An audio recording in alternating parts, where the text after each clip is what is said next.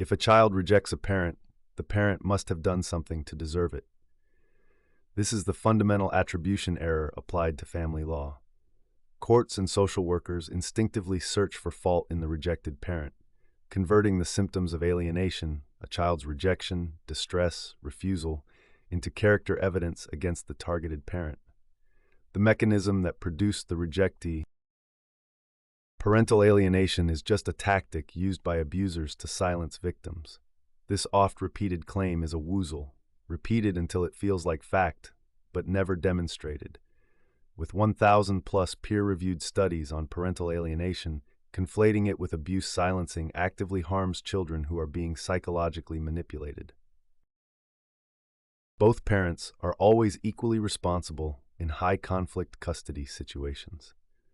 The both sides doctrine, Warshak's fallacy number 3, erases the distinction between a parent perpetrating alienation and one responding to it. It forces the targeted parent to prove a negative inside a system already framing the conflict as mutual. A loving parent would never lose contact with their child. This treats lost contact as proof of poor parenting, ignoring the mechanism entirely. Alienation can systematically sever contact regardless of relationship quality. Courts applying this logic are punishing targeted parents for being successfully alienated.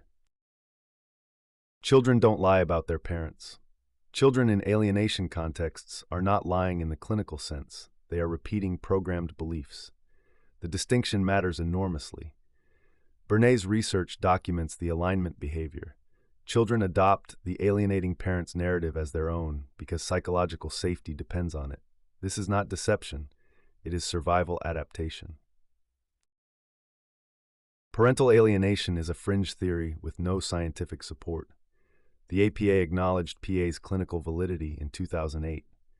The DSM-5 and ICD-11 both include relevant diagnostic categories. With 1,000-plus peer-reviewed studies in the literature, the fringe designation isn't scientific, it's political. False abuse allegations in custody cases are rare. Trokme found intentionally fabricated allegations run at 12% in custody disputes, 3 times the general population rate. Each additional false allegation correlates with further loss of parenting time. Harmon and Lorandos, 2021. The legal system's default credibility makes them a highly effective weapon. Time heals it. The child will come back when they're older.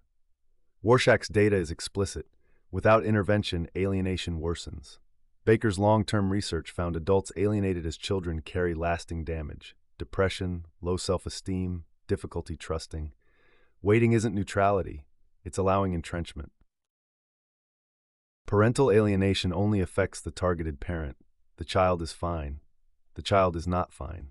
Harmon et al., 2019, documented alienating behaviors as a form of child psychological abuse. Adults alienated as children show elevated rates of depression, substance abuse, and relationship difficulties.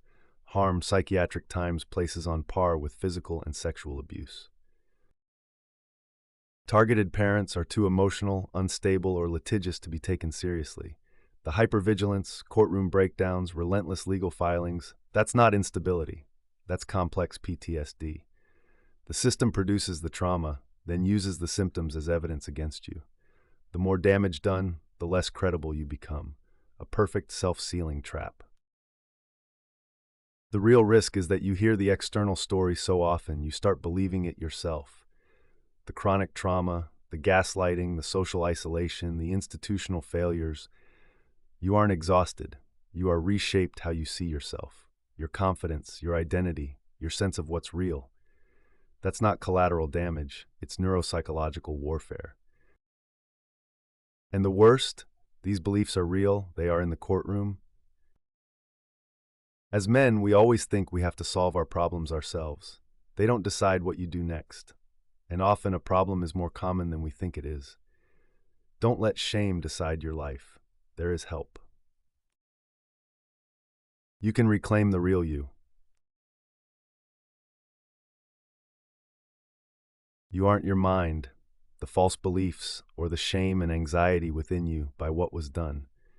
That's why I started Reclaim, to help and teach you methods to get a grasp of your emotions, reshape you into the man you have hidden deep inside you.